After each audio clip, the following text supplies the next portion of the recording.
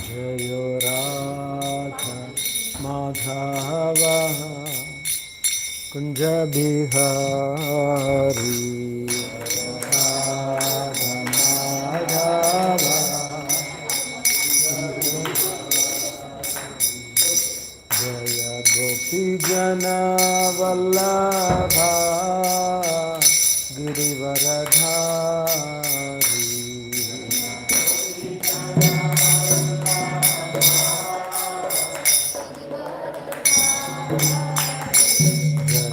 Gopi Jana Vallabha Girivaradhari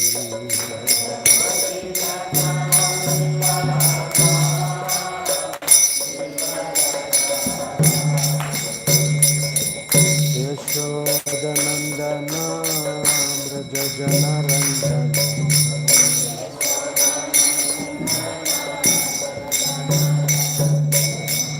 Yashodanandana Braja Jana Randana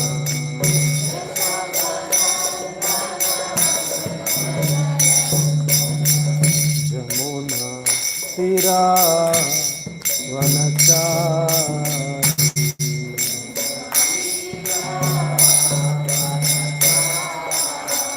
Jamuna Tira Vanachari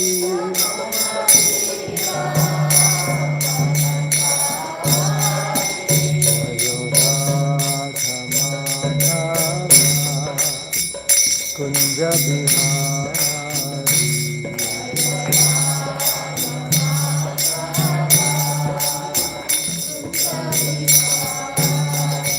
Hare Krishna Hare Krishna Krishna Krishna Hare Hare Hare Rama Hare Rama Rama Rama Hare Hare Krishna Hare Krishna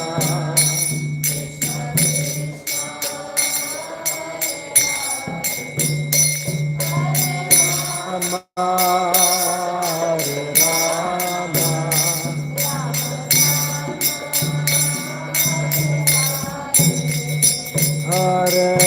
Krishna, Hare Krishna, Krishna Krishna, Hare Hare, Hare Rama, Hare Rama, Rama Rama, Hare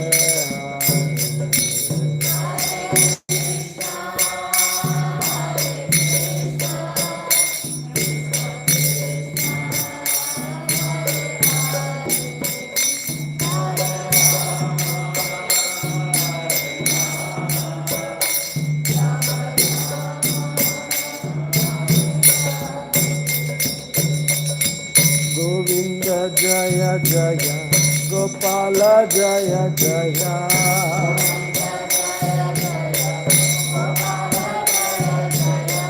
Govinda Jaya Jaya, Gopala Jaya Jaya.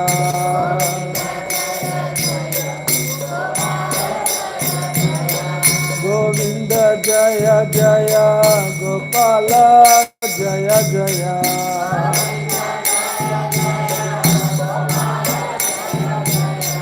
Govinda Jaya Jaya, Gopala Jaya Jaya.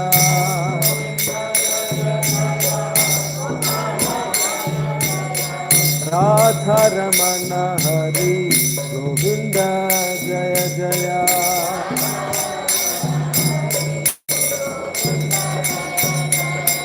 Radha Ramana Hari, Govinda Jaya Jaya.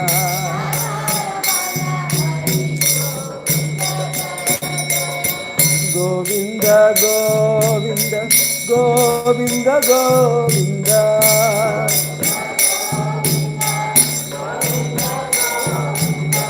Govinda Govinda, Govinda Govinda.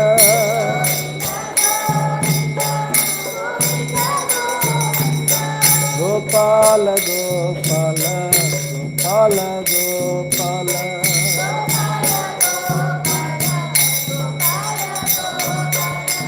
Gopala Gopala, Gopala Gopala.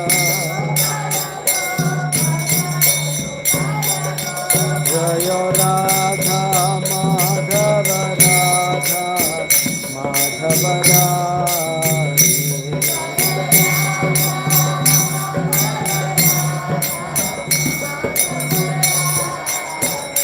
Jaya Radha Madhava Radha Madhava Radha.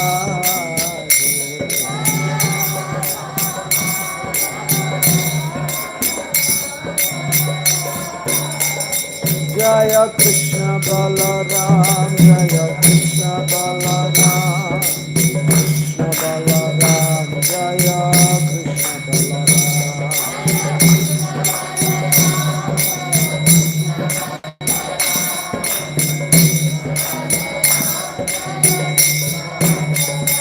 Jaya Vrindavana Dham, Vrindavana Dham, Vrindavana Dham, Jaya Vrindavana Dham.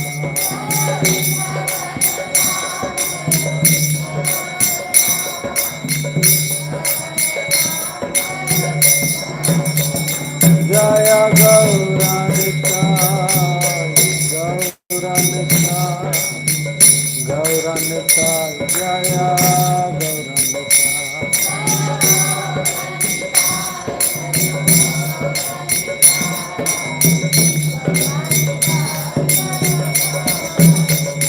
Jaya Jaya Prabhupada, Prabhupada, Prabhupada, Jaya Jaya Prabhupada.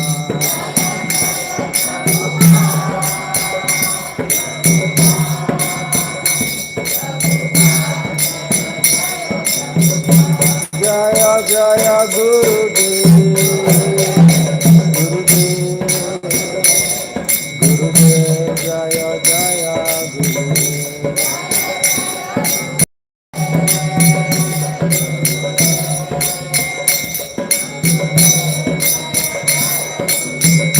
Nitai Gaura Hari Bo,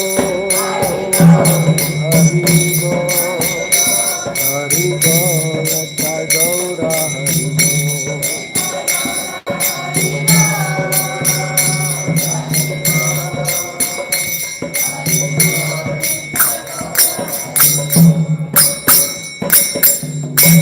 जय श्री हरिनाम संकीर्तन यज्ञ की, हरे कृष्ण महामंत्र की, जय श्रील प्रभुपाद की, जय गौर सीतनाथ प्रेमानंदे, हरि हरि बोल।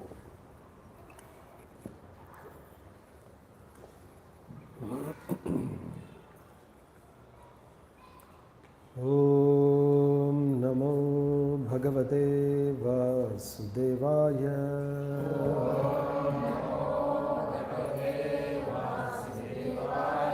ओम नमो भगवते वासुदेवाय।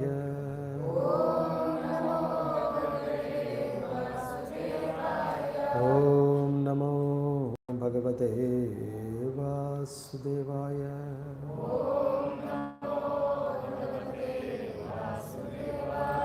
जय श्री कृष्ण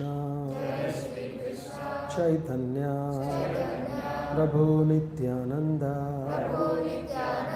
श्री अद्वैत गदाधर श्रीवासादि गौर भक्त वृंद।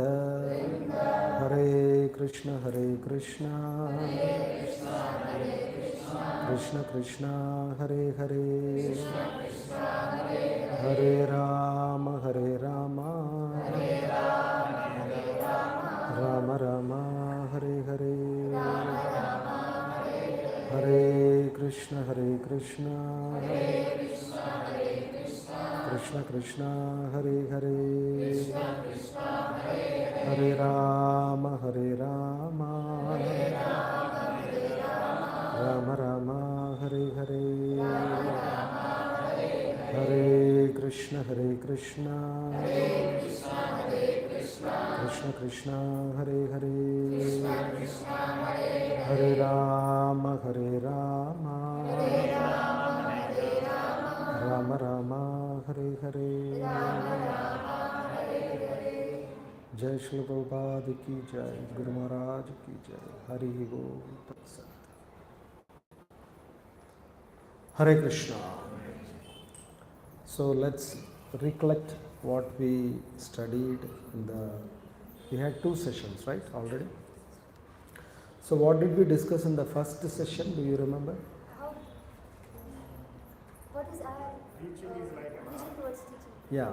So the general topic was how we should look at the profession of teaching. That was the main idea, the first day session.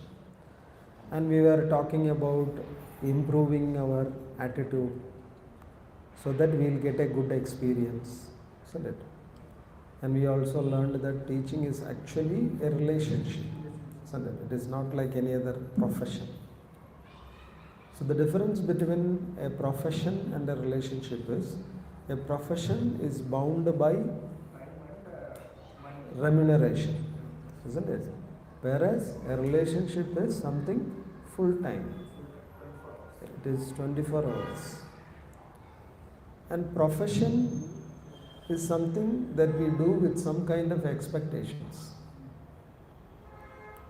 If at all, see, in the beginning, when you pass out of your college, when you are getting into a job, the most important expectation is money, isn't it? Somehow I should earn more money. But later on, down the line, a stage will come wherein you will give more importance to career growth, value addition, more than money. That phase will come. And after some time, another phase will come wherein you want to contribute something to the society. You don't want anything. I don't want money. I don't want value addition. Nothing. Rather, I want to contribute something to the society. That is the stage where people like Bill Gates are there. Nowadays also they are working. But what is the aim of their work? Do they want to earn money? He doesn't want money. He doesn't want career growth. He doesn't want value addition. He just wants to serve the society. So that is the ultimate aim of teaching. especially in spiritual circles. I want to serve. Well, we don't really say serve the society, we want to serve Guru and Krishna. When Guru and Krishna are served, when Guru and Krishna are pleased, then everyone is automatically pleased. Yasmin Trishte Jagat Trishte. And the very famous example that Śrīla Prabhupāda gives us, instead of pouring water to the leaves, to the fruits, branches and twigs, what do? You pour water to the fruits. And everyone will be happy. So in fact, not only teaching, all our devotional endeavors, strictly speaking, must have this goal in mind. I want to please Guru and Krishna. Only when you have that purity of intent, then only you will become happy in service. Otherwise, we may serve, but we may not feel happy. Many a times you must have had this feeling. I served. I did so many things, but I'm not so happy. Have you had that feeling? Yes. Why? Because somewhere we wanted to please somebody else. Maybe we wanted to please our own ego. Maybe we wanted to please the circle leader.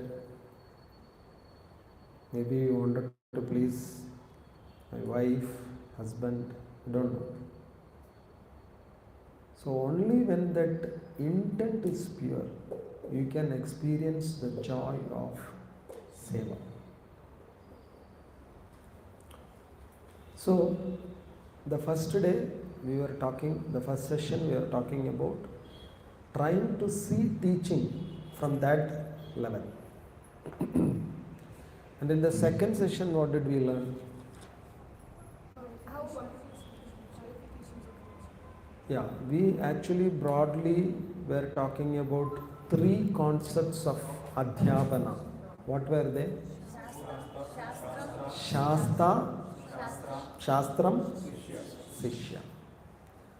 Shasta means, who is a Shasta? The teacher. The teacher is Shasta. Shastram is the subject and Sishya is the disciple or the student. Shasta is teacher. Teacher. Shasta. Okay. So we also discussed some of the qualifications that are required of a Shasta or teacher. Do you remember any qualifications? Presenting. So methodology, isn't it? So in Shastram, I think we divided Shastram into two, right? What are they? Vishaya and Prakriya. Vishaya means the topic or the subject matter, and Prakriya means the methodology, how you present that topic. And we discussed in length Prakriya, the methodologies. So what all were the methodologies or the points we are discussing in Prakriya? Huh? Sound. Sound means? Okay, you should be loud enough. We might have chitta, but we should present it how beautifully thoughts are, that beautifully the presentation. So we discussed that knowledge is in the form of thoughts, and those thoughts should be transferred from the head of the teacher to the student. And for that, the thoughts must be transformed to sound. And then that sound is transmitted, and then it is again transformed as thoughts. Then any other methodology, did we study anything? Upgrade. We should constantly upgrade ourselves. So it is not that we attended a course and that's it. We should know what is happening around us in that particular area, isn't it? Especially spiritual topics. We can never claim that. Can any one of you say that I have studied Bhagavad Gita? Can anyone? No. Because it is very deep. The more you go dive deep, you will get more and more and more. So, we have to constantly update ourselves about our subject matter. We should not think that I know this subject. I don't have to study more on this. Then, any other? Resourcefulness. So, we should have a lot of knowledge. Not only about that topic, something related to that topic also. So that your presentation is relevant. Isn't it? So that you can connect with the day-to-day scenario. So that people will connect with you. That is, someone used to say, Bhagavad Gita is nothing but old wine in a new bottle. In a new bottle. The bottle keeps changing. But the content is same. In fact, we should not change the content. Because we have to present things as it is. But you can change the bottle. The presentation technique, the methodology, that you change. But don't change the content. So you should be learned. You should be resourceful.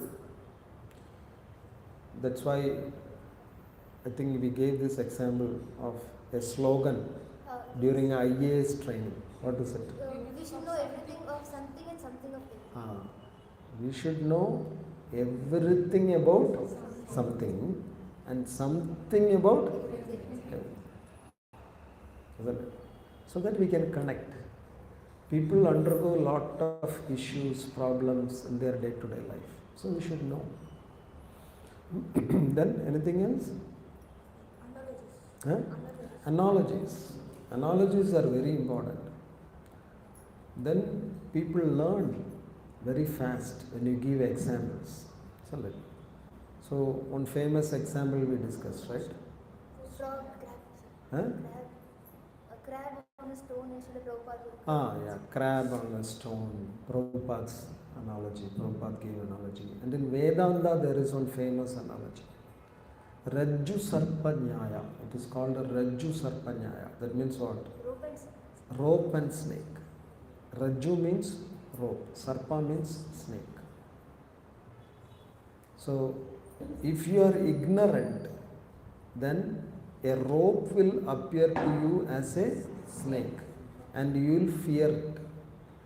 But the moment you have the knowledge that it is only a rope, the fear vanishes. In Saivite saint, he in one of his writing, he is writing, மரத்தில் மறைந்தது மாமத யானை, மரத்தை மறைத்தது மாமத யானை. புரிஞ்சுதா? மரத்தில் மறைந்தது மாமத யானை, மரத்தை மறைத்தது மாமத யானை. That means a child along with his father is going to a museum. So as soon as the child entered the museum, it was running ahead, leaving father's hand. Father said, "Hey, don't run," but it was running ahead. But suddenly it started crying and it ran back to father's. And father, what happened? There is an elephant there. An elephant inside the museum. This is not a zoo. It's an, no, there is an elephant I saw. So the father went there and saw there is a huge elephant there. But father said, this elephant will not do anything. And he went and touched the elephant, poked his finger into the eyes of the elephant. The elephant did not do anything. Why? Because it was an elephant made of wood. So, Marathai Maraitadu Mamada Yanai. It is actually wood. But the elephant, Yanai means elephant. The elephant, what did it do? It covered the wood. But father came and said, no, it is not elephant, it is actually wood. So, if your eyes cannot see wood, you will see elephant, and whole life you will be scared. But if a spiritual master comes and teaches you that it is not elephant, it is a wood, the whole life you will be very fearless. You know it is wood only, it will not do anything to me.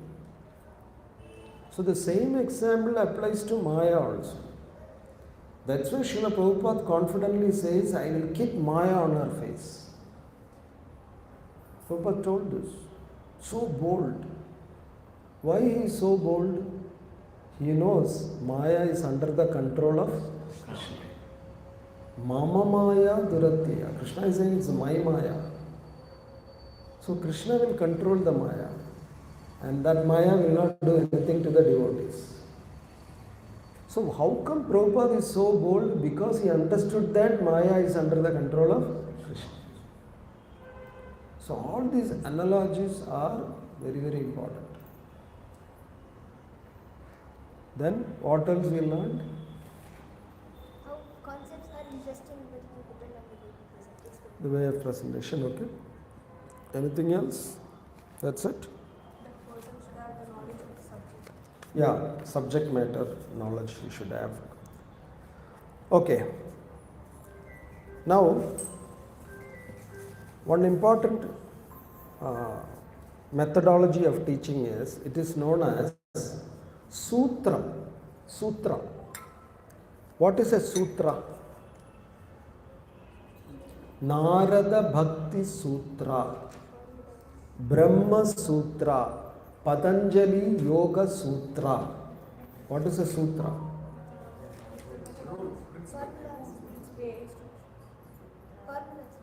Formulas. Sutra means formula. So, a teacher should have the ability to create formulas. What is the advantage of learning formulas? It becomes very simple. Otherwise, you have to undergo a lot of steps. For example, a plus b the whole square is equal to a square plus 2ab plus b square. This is one formula we have learned in our school days. Suppose we have not learned this formula, then what will happen? A plus b into a plus b, b into a is equal to ab, a into b is equal to ba. Like that you have to work out, or finally, oh, correct only, no?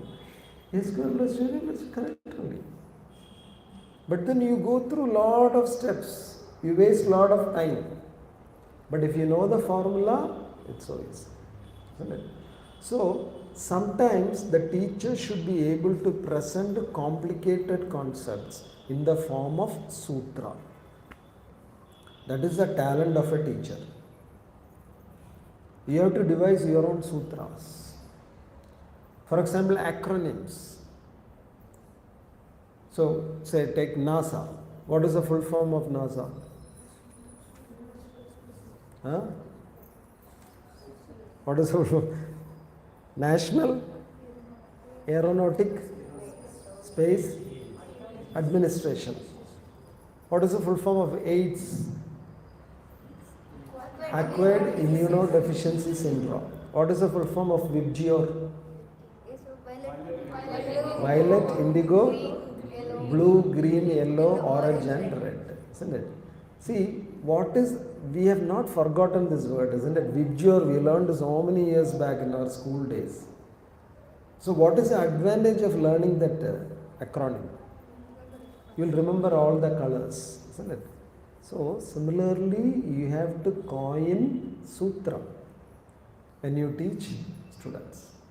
For example, there is a sutram for learning the Trivida Klesha, BAD, B-A-D, is the sutra for learning the Trivida Kleshas. So what are the Trivida Kleshas?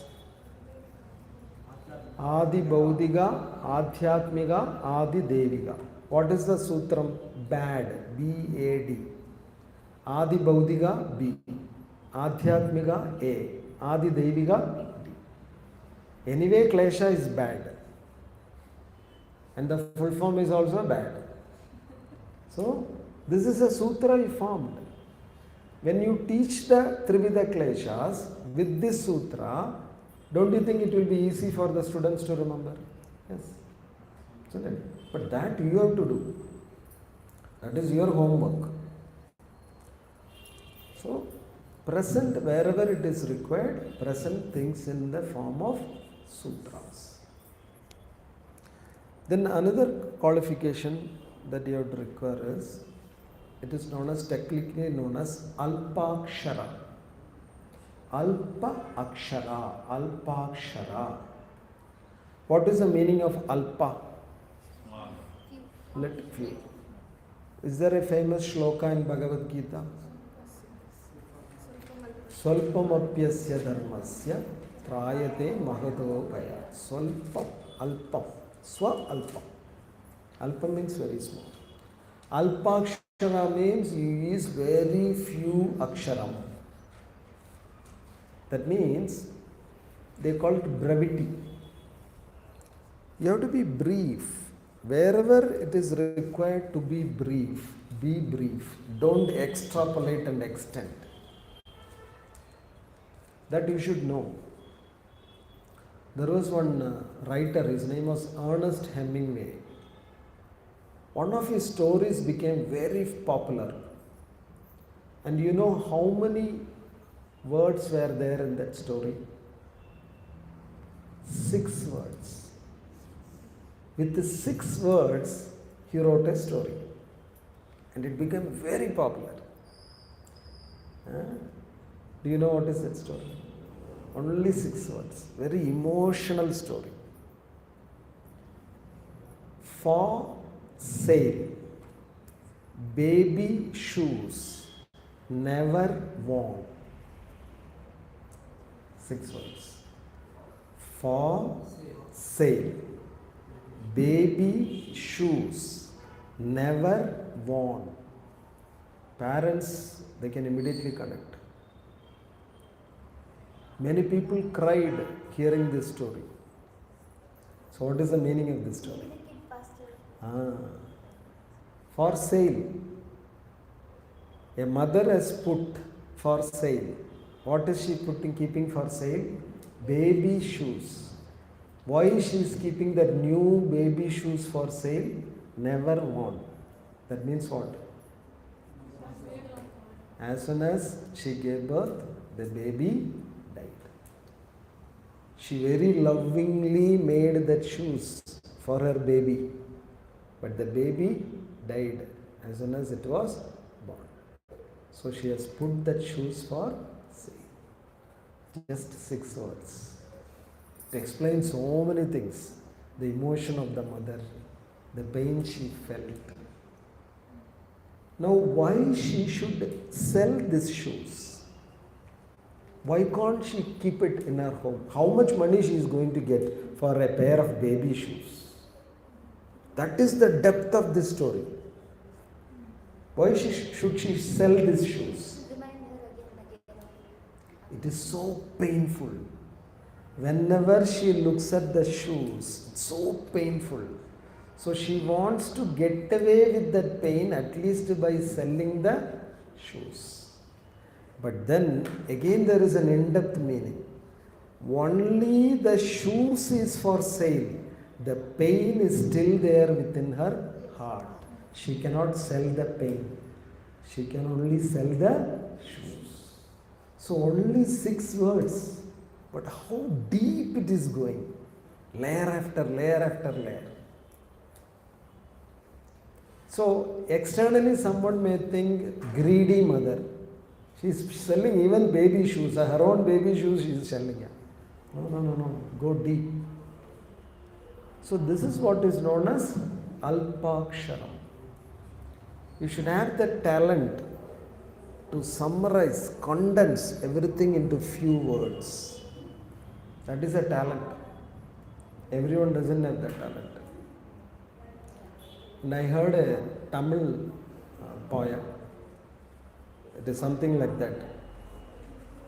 அந்த மயானத்துக்கு உயிர் தந்தது ஒரு பிணம். புரிஞ்சுதா? அந்த மயானத்துக்கு உயிர் தந்தது ஒரு பிணம். Did anyone understand? No. Mayanam means crematorium. So that lifeless crematorium was given life by a dead body. A dead body gave life to a lifeless crematorium. What does that mean?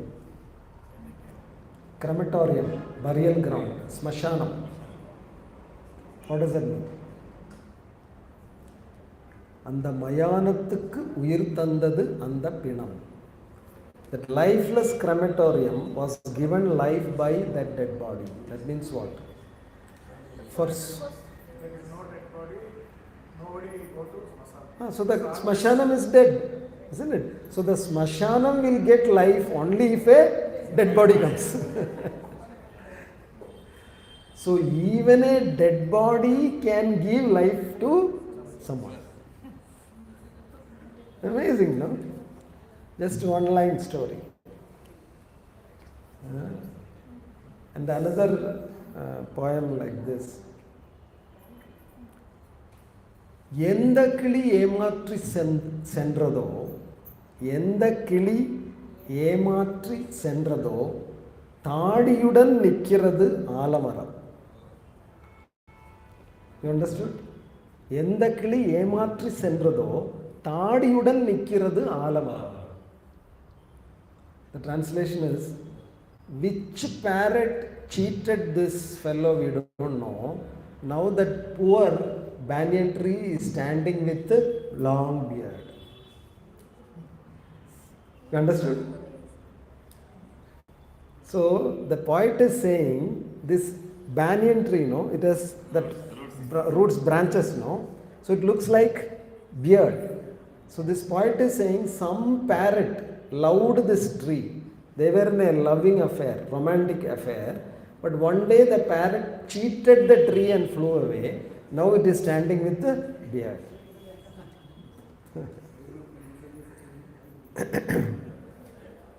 See how they think. When we see a banyan tree, we think like this? No. And in another poem it is said, நேற்று இந்த இலையை ஆட வைத்ததும் இதே காற்று, இன்று இந்த இலையை வீழ வைத்ததும் இதே காற்று. You understood? Yesterday this breeze made this leaf dance. Today that same breeze made this leaf fall. நேற்று இந்த இலையை ஆட வைத்ததும் இதே காற்று, இன்று இந்த இலையை வீழ வைத்ததும் இதே காற்று. Amazing. One line, but so much meaning. So what do you learn from this? The kaatha is saying, yesterday because of that kaatha it was dancing happily, but today that same breeze made it fall down.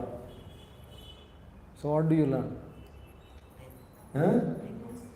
Maybe time, maybe some relationships.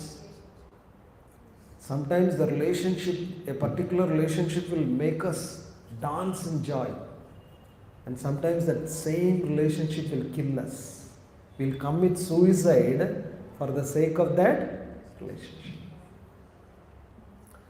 So these are all examples of what? Alpakshara.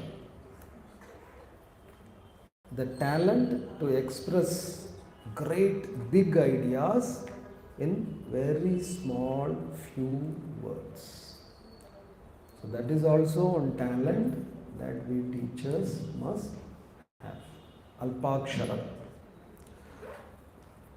And what is the difference between Alpaksharam and Sutra? Are they same? Sutram is formula. Alpaksharam means expressing your ideas using limited words. As few words as possible. Then your words will carry a lot of power. You have to choose your words and limit your words. Then your words will carry a lot of power. You cannot simply talk blah, blah, blah, blah, blah like that. So that we should learn. Especially ladies should learn. Because a survey says that on an average, a man speaks 7,000 words per day and a woman speaks 20,000 words per day. Huh? 3 times. So sometimes they can't explain things very succinctly. They have a tendency to use more words. That is okay with the poor husband, but with the students, you have to be careful. So, another quality that we need to have, the teachers need to have is asandigdam. Asandigdam. Asandigdam. That is a Sanskrit word. Asandigdam. Sandigdam means confusion, doubt. Asandigdam means without confusion or doubt. Many times students have this problem. The teacher is good, but we cannot understand what she is teaching. Otherwise she is good only. Nice teacher. Only problem is we cannot understand what she speaks. Rest everything is okay. Is that a compliment? No. That is like giving me a slap. So the problem is you don't know how to talk in an asandigdam way. You always talk in a very confusing way. See, there was one man, in fact, in a kingdom, it is a true story. And the king had a very beautiful daughter. And not only was she beautiful, she was also very intelligent. Normally these two things don't go hand in hand. Either they are only intelligent or they are only beautiful. But this lady was blessed with both these qualities. So she used to call men for debate. So people used to come and have debates with her, and she would defeat them, and she would scold them, and she would make them feel like we are good for nothing people. She used to do that. She is very proud of her learning. Nobody could stand in front of her in debates. So many men got defeated. They felt very ashamed, because in the public she will make them feel like you are Buddha fellows. So all the men, they formed an association. All the defeated men. Like in Delhi, there is an association of all abused husbands. We think only women are abused. No. Men are also abused. Domestic violence. Nicely, wife beats the husband daily. And one man had a band-aid on his forehead, one leg, her hand was broken. And he is the leader of that association. And there are also some secretary, treasury and all, with the 2 hands broken, 1 leg broken, like that. So like this, in this place, this happened in a place called Ujjain. It's a true story. So all these learned, defeated wise men, they formed an association. They thought we should take revenge. We should humiliate her. Then they asked, you want to go and again have a debate on that? We cannot humiliate in that way. Some other way we should humiliate. So what is the way? You should do something. What something you say? No answer. So one day they were all sitting under a tree and discussing how to defeat her. Big meeting is going on. Samosa, mixture, everything they are having, but no idea is coming. So suddenly they saw tap, tap, tap sound. And they looked up.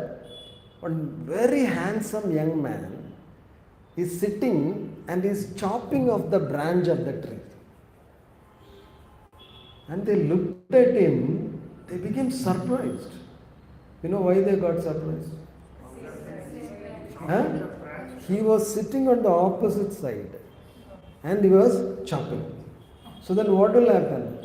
He will fall down. But this fellow is very confidently sitting there and chopping. Then they asked this man, don't you know you will fall? Why fall? What fall? Nothing will happen. He is very confident. Then they got an idea. This is the man. Then they said, nothing will happen to you, but it will happen, something will happen to us, it will fall on us. You get down. They made him get down and they said, we will give you a lot of money. We will make you the prince of this country. You want to come with us? You do as we say. Then that's it. You can be a rich man. You don't have to chop wood like this anymore.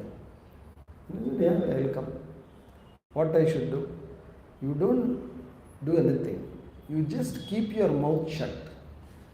We will pay you money for that. Now, sometimes that is good. If people keep their mouth shut, it is better. We can pay them money. Many husbands are ready to do that. But wife is not ready. So, this man said, okay, I will not talk anything. Then they dressed him up nicely, very rich cloths, silk cloths. He is handsome, but even though he is a Buddha fellow, he is handsome. And then he was taken to the kingdom. And they said, a wonderful wise man has come. He is a Pandit and he can engage in a debate with the princess. And he can easily defeat her. And the king said, no chance. No, this man is super intelligent. Then they said, okay, then if she is defeated, what will you do? Then the king said, I will ask my daughter. And she said, one man has come, very handsome fellow. He claims he is a great Pandit. You want to engage in a debate? Yeah. But suppose you are defeated, what will you do? Then she peeped through the window and saw, really a handsome man. I will marry him, she said. Okay, are you sure? Yeah. He is handsome. If he is intelligent enough to defeat me, I will marry him. Okay, then let's have a debate. So this Buddha fellow is brought. And the wise men who are there already, the defeated Pandits, the association members, they said, you should not open your mouth. We will speak. Okay? Keep quiet. Whatever she asks, you show some gestures, but don't open your mouth. Rest will take care. So the princess is sitting there and he is sitting opposite. And then the princess said, let him ask the first question. Then the association, no, he is very intelligent. You ask question. He knows all answers. So we give you the chance. You can first ask question. So then this princess, she raised her finger like this and showed like this. No, this is what she showed. And earlier they said, this Pandit is in Mauna Vratam. So he will not talk to normal people like you. So with the action only you should debate. And he said, okay, with action we will debate. So the first thing is she showed like this. Then this Buddha fellow, what he did, he showed like this. Then the princess is very happy. You know why she is happy? You know why she showed like this? She said, according to me, there is only one Parabrahma. There is only one God, Supreme God, absolute truth. He is only permanent. Nothing else is permanent in this world. The only permanent thing, Shashvatam, that is Shashvatam, no, is Paramatma. And what did the man show? He showed it like this. So what did she understand?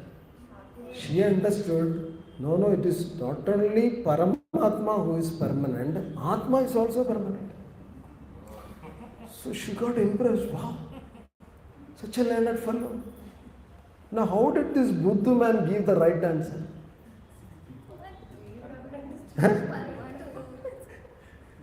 This Buddha fellow, when the princess showed like this, he thought this lady will poke my one eye. Then he said, you being a lady, you will poke my one eye, I will poke two eyes. So he showed like this. That was what he intended. But this princess thought it is something else. Then he passed the first test, without even one word. And then the lady thought is very intelligent only. Now what can I ask? Anyway, one more question I will ask. Let's see. Then she showed like this, her hand. Like this she showed. Then the other fellow, Buddha fellow, showed like this. And she got impressed. How she got impressed? What is the meaning of this? She said, even though Paramatma is the only truth, Atma is also Shashvatam. But this Atma cannot attain Paramatma because of the Panchendriyas. The Panchendriyas will drag the Atma away from Paramatma. So what will you do? That is her question. Then what you did? What is that meaning? What she understood? She understood that even though there are Panchendriyas, we can control. What is the problem in controlling? You can control. If you control, then you can reach Paramatma. But what did the Buddha fellow understand? He understood, I will slap you. You are poking my two eyes, I will nicely slap you. Then what he said? I will punch you. If you slap, I will punch. That is what this fellow understood. But anyway, the princess was impressed. And she married this Buddha fellow. And the marriage was done with great pomp. All the wise men came and they were all celebrating. See, now we took revenge. This lady will suffer now with this Buddha fellow. And that day night, first night is going to happen. So the whole palace is alankaram, lights, everything is happening. And so many presents are being top of camels. So there is a big Koshayatra. You know what is Koshayatra? Procession.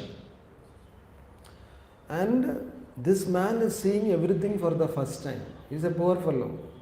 He is a woodcutter fellow. So first time he is inside the palace seeing pomp and splendor. And then when he is waiting for the bride to come. And he is looking out through the window, so many camels are coming with a lot of gifts for the new bridegroom. So he is seeing the camels for the first time. And he is so excited. He is jumping up and down. Oh, camels! Like, first time he is seeing camels. And when the poor princess is entering the room, this husband is jumping up and down, seeing something through the window. Then she came close and asked, why are you so happy? Then he is saying, donkey, donkey. So many donkeys coming. Donkey? Where is donkey? There, line of donkey. Exactly. He doesn't know the difference between a camel and a donkey. Such a buddhu fellow is. Then she asked more questions. Then he started opening his mouth. That's it. Within 5 minutes, she understood he's the number one fool. Then she did not even ask him to go out through the door. She pushed him out of the window. She became so angry. The most intelligent lady married the most foolish man. And then later on, it's a long story. You know who is this foolish man? He's Kalidasa. He's none other than Kalidasa. Later on, he became very intelligent. He became the Navaratnas of the kingdom of Vikramaditya. That's a long story. So the point is, asandiktam. You have to present things in a very clear way. It should not cause confusion to the students. Many a times students may get confused. You may think they must have understood in the right way. But they must be like Kalidasa. Some Kalidasas will be in your classroom. So you have to take care of them also. Everyone may not understand what you wanted to convey. So we should have the quality of asandiktam. Present things in a very clear way. And the next quality that a teacher should possess is called abhyasa. Abhyasa. Abhyasa means certain things you have to make them repeat again and again and again. Then only they will learn. So you should know what to repeat and what not to repeat. Certain things will be learned only through repetition. Can you give an example of something which will be taught only by repetition? Shlokas. There is no other way. Just by repetition only they will learn. Isn't it? Or in younger days we used to learn tables. Simply by repetition. Or rhymes. Baba, black sheep, Baba, Baba, Baba, like that we have to say. Isn't it? No other way. Isn't it? So, certain things, abhyasa. You have to make them repeat. But then, you must understand that, see, repetition is there even in spiritual life. Krishna is saying the same thing. What is he saying? Abhyasena tu kaundeya. Kaundeya, you practice. Then only how can I control my mind? Arjuna is asking. Krishna is saying, you have to do abhyasa. Practice, repeat, continuously try to control. Then one day you will be able to control. And chanting. It is abhyasa only. No? You continuously repeat. So in teaching also certain concepts are taught through abhyasa, repetition. But again there is another quality that you should be aware of is that is known as punarukti dosham. Punarukti dosham. Punarukti means what? Repetition. So on one side they are saying you should repeat, but on another side they are saying you should not repeat. So how to understand that? You need to differentiate what to repeat and what not to repeat. If you repeat something which should not be repeated, then you will get the dosham of punarukti. It is known as, technically it is known as punarukti dosha. So how do we know? That is through common sense. That we should know. That is why somebody said, if at all there is something that cannot be taught, that is common sense. You cannot teach common sense to someone. That they must have. That's why many of the children, they always complain. Parents always say, padi, padi, padi. Padi means what? Study, study, study. This is punarukti dosham of the parents. They always repeat the same thing. So they don't like it. So this we should be aware of. And that is why when people grow old, they have this tendency. Have you seen old people? What is the main nature of old people? They will repeat the same thing again and again and again. Isn't it? You become tired after some time. They will tell the same thing. So, when things are repeated, people get irritated, especially students. So, we should know when not to repeat and when to repeat. The next quality that we should have is capturing the attention of the students. How to capture the attention of the students, especially in the beginning of the session. See, when you enter a classroom, most of the times the classroom will be in a chaos. If there are 40 students in a classroom, they'll all be talking, throwing something at each other, doing this, doing that, isn't it? So, how do you capture the attention of the students so that you can start teaching? That is very important. Even in our spiritual sessions, there is something called icebreakers. Icebreakers are used to capture the attention of the audience. Yeah, feel comfortable. So, either you, what is an icebreaker in fact? What is icebreaker? Maybe some games. Open-ended questions. Like, which is your favorite sweet? Sweet? Enge? Just asking, which is your favorite? Then their attention is captured. Isn't it? It is very easy to capture attention. Then they will say, sir, I like laddu. Then another person, are you also like, no, not that laddu, this laddu. Then there is some discussion going about laddu. So somehow you capture their attention. Jalebi, Mysore pak, then also. So either you use some icebreakers or you can use some small interesting incidents. You know what happened when I was coming to the school? What happened? There was an auto rickshaw and then there was a driver inside the auto rickshaw and then he was driving very fast. Then he drove very fast. Okay, now let's start the class. So some incident, if it is interesting, it is good. Something to capture the attention. Or you can have stories. And sometimes like Krishna uses this technique in Bhagavad Gita. He's saying, Asamshayam Mahabaho. Instead of calling him Arjuna, Krishna is calling him Mahabaho. Why is calling him Mahabaho?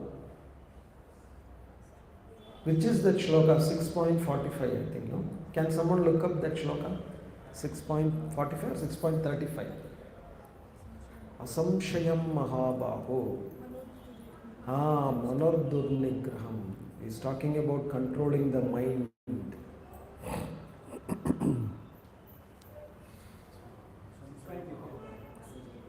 Got the shloka? Can you read it loud?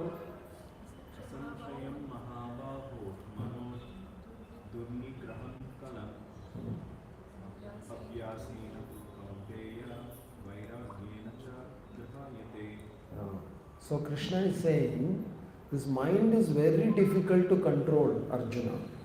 But instead of saying Arjuna, he is calling him using the name Mahabaho. Why? He's giving some attention. Yeah, but why this word Mahabaho is used? Because he has to control. Mahabaho means what? The mighty armed one. He's a very strong person. So Krishna is saying, even though the mind is very difficult to control, you are a strong man. A strong man like you can control. Oh, really? Then his attention is strong. If simply Arjuna, Krishna is saying it is very difficult to control, very difficult, then no, it is difficult, but you are Mahabhav. You are strong. You are a man. You are a Kshatriya. then his attention is drawn. So Krishna is using this technique. So why don't we also use this technique?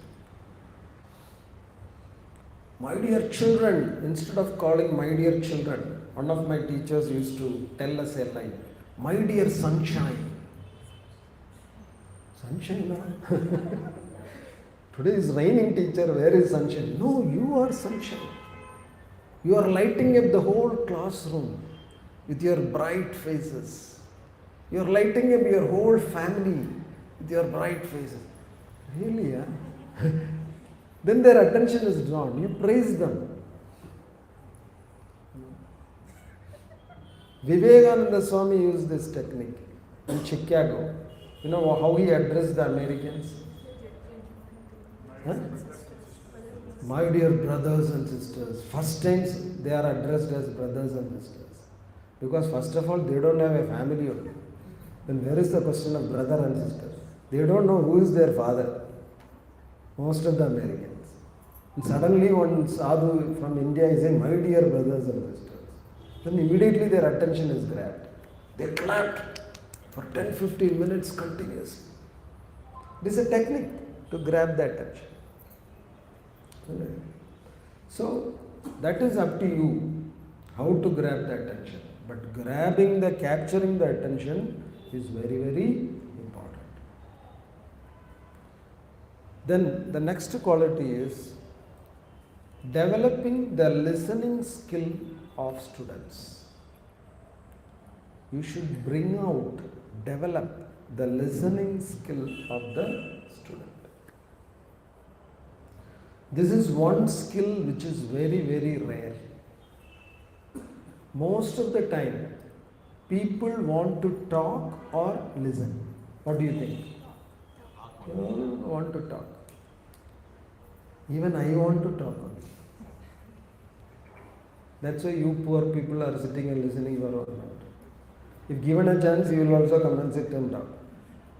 Everybody wants to talk only. Luckily, I am on this side. So, this tendency to talk is there, especially it is more in children and old people. You know, old people also, they want to talk a lot. They keep talking. Last week, we went for a yatra to Simhachalam. So one old lady, she is some 68 years old. She is boarding her train from Thrissur at 10 p.m. So she posted a message in the group saying that I am an old lady. First she said I am 68 years old. Then she is saying I am an old lady. If you are 68 years old, you have to tell you are an old lady. But she is saying, I am 68, I am an old lady. I am coming from Thrissur, and she tells her whole address. And then she is saying, I will eat breakfast. Then I will prepare some lunch and pack the same lunch for dinner also.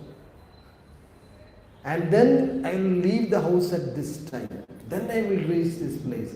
Like that, she put a very long audio message. But then finally she said, I won't do anything like this because I am scared to come to the station at 10 o'clock. I want to do all these things, but I cannot do. 1 hour she talked about all the things she wanted to do.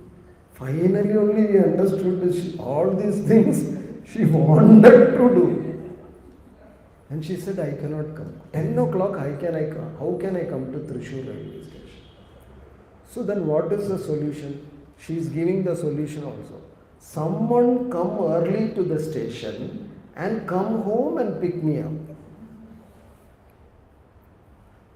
Finally somebody did like that. One poor lady, she went early to her home and picked her up and brought. And from that day onwards, the trip is already over, 1 week over. But even now, every day she will post one message. Today I got up at this time. Yesterday I ate this. Day before yesterday I ate that. Today I have a running nose. Why you should post all these things? Tomorrow my husband is having a cataract surgery. not to the left eye, it is the right eye. I will post the result the day after tomorrow. Then people are all praying. Please pray for me. People are actually praying, but not for her, but for them only. Poor lady. Nobody is there to talk to her. Her husband has gone blind talking to her. Nobody is there. So, old people and children, they all have a tendency to talk. So, when you enter a classroom full of 40 children, you have to stop their talking and you have to talk. It is not easy, isn't it? So, you should know how to capture their attention and then develop the listening skill. Their listening skill is very less. That's why long back when I went for a training in counseling, they said the golden rule of a counselor is never give any suggestions. That is the first important rule. When people come with you telling their problems, don't give suggestions. Then what you should do? You simply listen. After some time, they will find their own way out and they will go pay you the fee and go. They are paying you a consultation fees because at home the husband is not listening. You will listen. They know what to do, what not to do. You simply listen. That is an important thing that teach the counselors.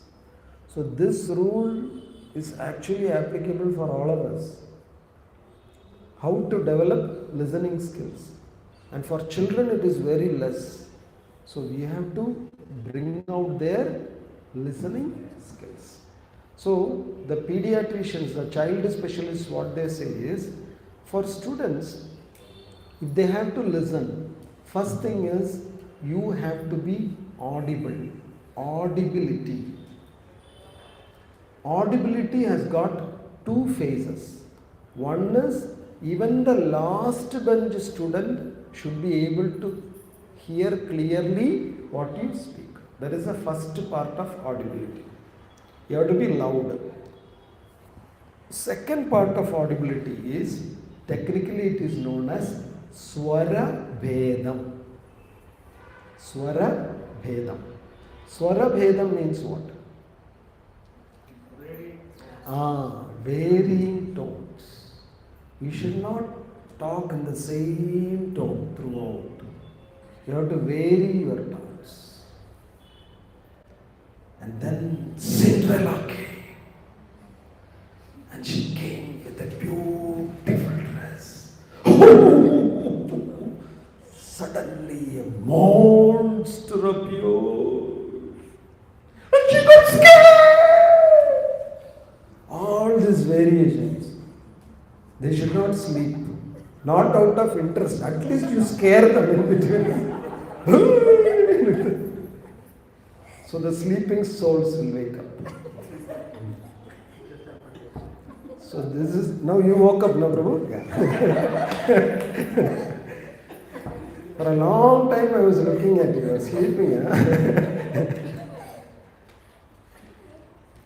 So this is technically, it's a strategy, a tool to be used, and technically it is known as Swara Bhedam.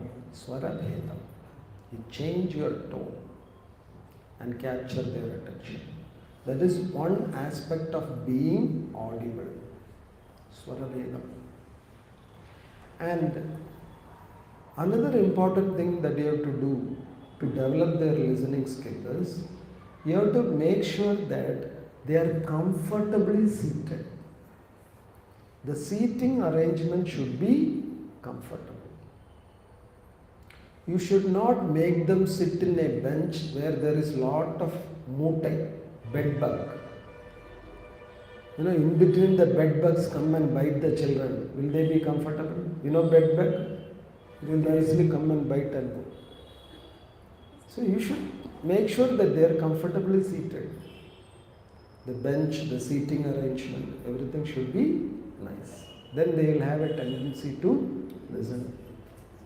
And a third very important aspect of developing the listening skill is they should not fear you. Students should not have fear of teachers. Oh, that Vanaja teacher is coming, you. They should not feel like that. And they give nicknames. Putana teacher is coming. Her name is Vanaja. But children call her as Putana. And she thinks it's a great achievement. Children are all very scared of me. My children at home, they don't listen to me. But in my class, I am a terror. Her own children don't listen. If she asks her to turn left, they will turn right. But these poor school children, she is controlling, being a terror. That's not an achievement. Students should not fear teachers. Rather, they should respect the teachers.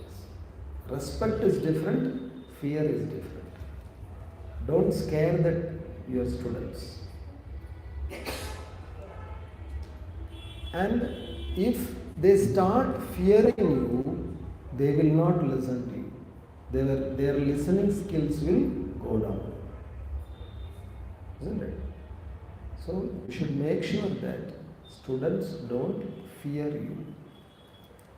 So someone said, if students are going happily to the schools, then it means the teachers are nice. And if teachers are going happily to the school, then it shows that the principal is nice or the management is nice. So anyway, whether it is teachers or students, they should be happy. They should not become fearful. So that is your duty. Then the question you may ask is, if they don't fear me, then how will I discipline them? If they say, oh teacher, I love you, they give you a hug and they go and do their things, then how will you discipline them? So what is the way out? Can you discipline children without instilling fear in their minds? Subject realization. Huh? Subject realization. See, here we are talking about listening skill. Students will listen if you present your subject in an interesting way.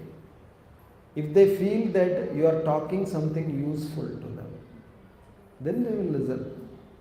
You don't have to have fear to make them listen. How long you will use that tool?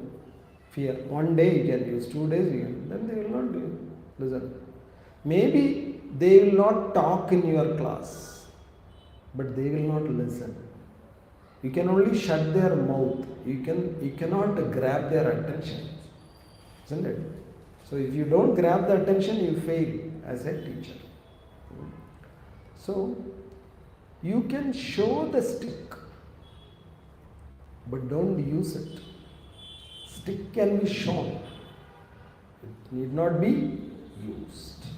Especially for small children. That is why Chanakya Pandit said, till the age of 7, you show the stick. Then you advise. After they cross the age of 15, you put your hands on their shoulders. Why? What does it mean when you put your hands on the shoulders of your children? Friends. Once they cross 15, they are your friends. Then nothing like I am your father. Nothing doing. You are friend. Then only father, mother and all. And even after 15, if you take stick, he will take the same stick and show it to you. So better don't get into that situation.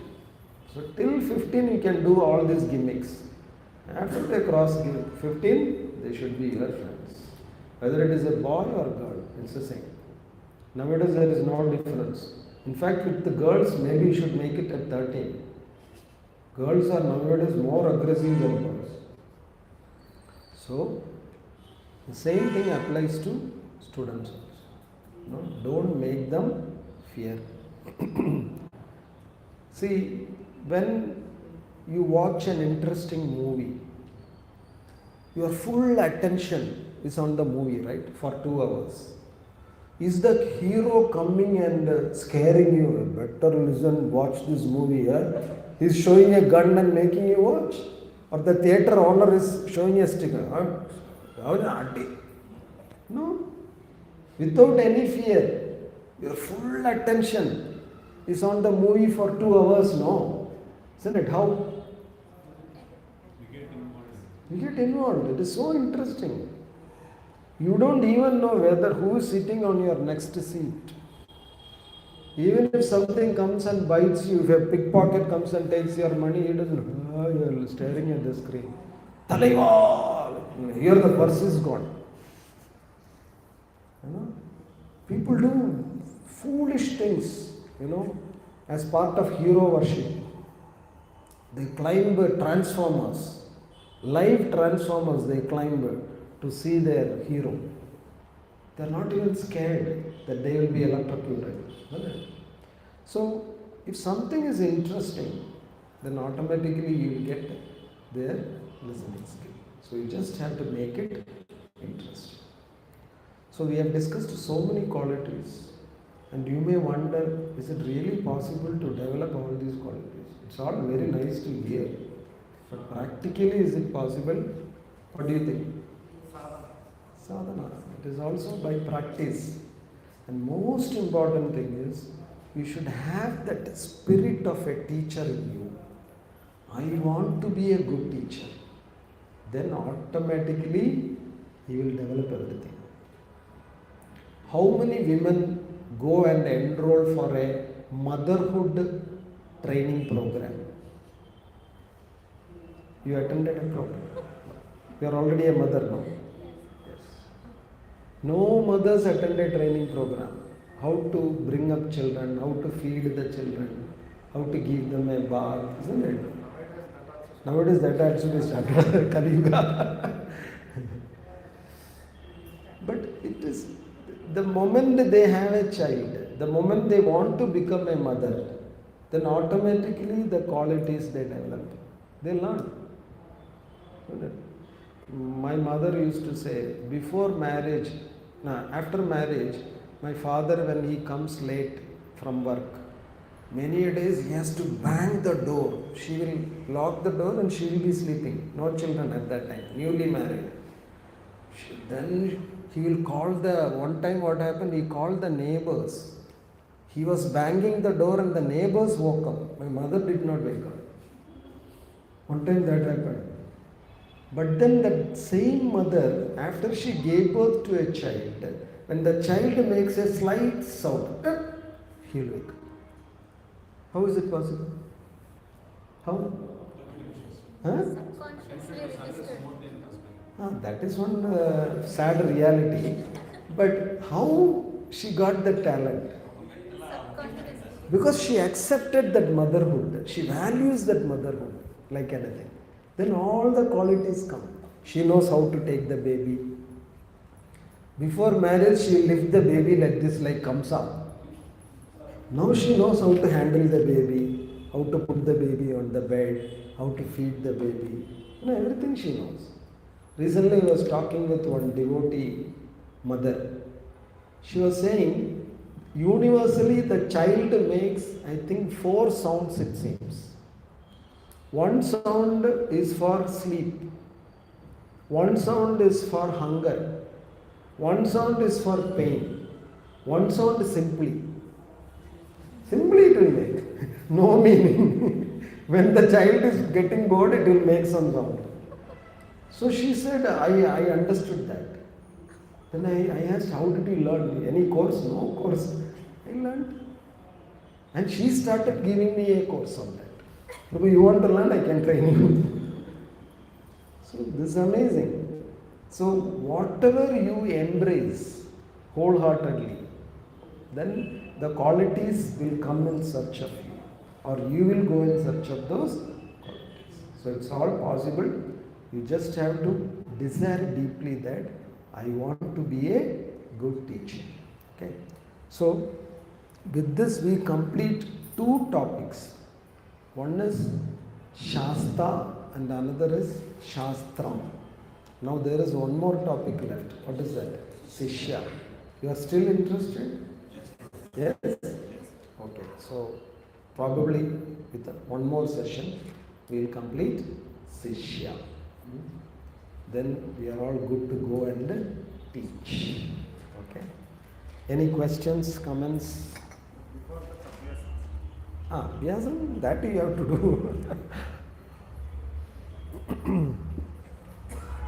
So what we are planning to do is, we will come up with a syllabus, we will prepare lesson plans, because normally in an academic year, I think if they give 1 session per week, we will have around 35 sessions. So that means we will have 35 lessons. So we will prepare 35 lessons, then we will have mock sessions here. You will all be given different lessons, and you come and sit here and teach. And we will all put marks. What is your plus point, what is your minus point, where you have to improve. Like that we will nicely get trained, and then we will go and train with the poor children. Because in the beginning they also suffer a little bit, isn't it? If you are not so fully trained. But that's how it is. So we are looking forward to it. Many schools are interested. We just have to be ready with our teaching skills and syllabus. Okay? Okay, we'll stop here. Hare Krishna. Jai Śrīla Prabhupāda ki Jai. You have a question? Yeah. How to control our anger, like the way they behave is bring us angry. So how to control them? You mean when children misbehave in the classroom, you become angry. So how to control that? Okay. So this is a common problem, especially with the smaller kids. You know, they are very talkative, they make noise. In between we are seriously teaching, they will in between stand up and show a finger like this. You know what is the meaning? Want to go to the washroom.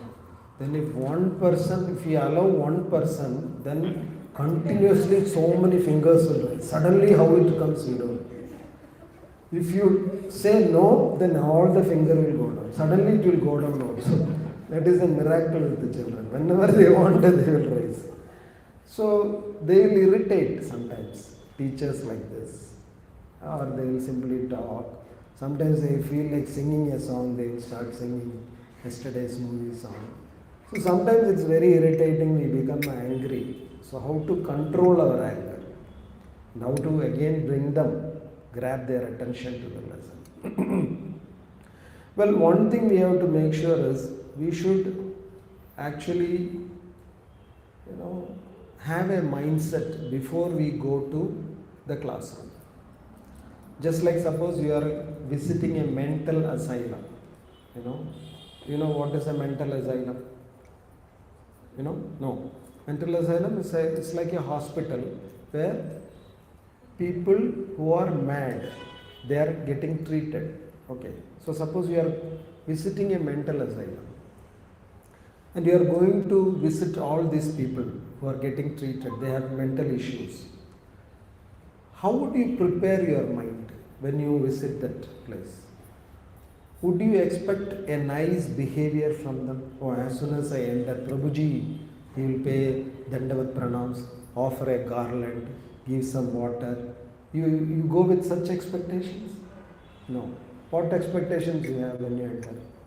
Any time they will come and beat me. No idea who will do what. Yesterday, today evening I was talking to my relative. Yesterday he visited Sholingur temple. So beforehand only I told him, even if you don't go with the jabaga, go with a stick. Because Sholingur is very infamous for naughty monkeys. You have visited Sholingur? Very misbehaved monkeys, no? They will come and attack you like anything. So I told him we should definitely go with the stick. But this fellow did not take me seriously. Monkeys, I have seen enough monkeys. And then now he came and he is sitting and showing his head. 2-3 marks are there in his head. One monkey attacked him left and right, scratched his head nicely. And then he is saying, wow, why these monkeys are behaving like this? I said, then how you expect the monkeys to behave? They will come and pay pranams. Hare Krishna Prabhu, please welcome to Sholingur. Like that and all you expected. Monkeys will be like that only. You should have set your mind, I told, no, you should go with the stick. I did not think these monkeys are so misbehaved. Sholingur monkeys are like that only. One puja set, one stick is on free. Yeah, in Sholingur, right? If you buy one puja set, they will give you one stick free. No, in Sholingur it is like that. Seriously, yeah. And you have to return it back. Yeah, you have to return it back for the next pilgrims. So with such monkeys, what can you expect? So you have to tune your mind, before you go to Sholingur. So even if a monkey comes and scratches your head or bites you, you don't mind. Monkeys, I expected this. So similarly, when you enter a classroom, especially with the small children, you should go like you are going to Sholingur. They may misbehave, they may talk loudly, shout. You expect that. If you go with that expectation, then you will not be angry. Just like if you are going to a mental asylum, if someone comes and misbehaves with you, Hare Krishna, and gives you a light thappad on your back, hey, this is the way to say Hare Krishna. Here they say Hare Krishna like this only. At least they chanted Harinam, no? You should be happy. Without giving any class, they chanted. Be happy at least, This is how they behave. So, you go with that expectation. Children means they will be like that. Then you will be in a better position to control. Yeah, that is okay, but how to bring That is what we discuss now, capturing the attention. That is up to you. You tell a story, you come up with an icebreaker, or you tell about an incident. Yesterday I fell in my bathroom, you tell, they will be very interested. Oh, sir also fell down. Very good.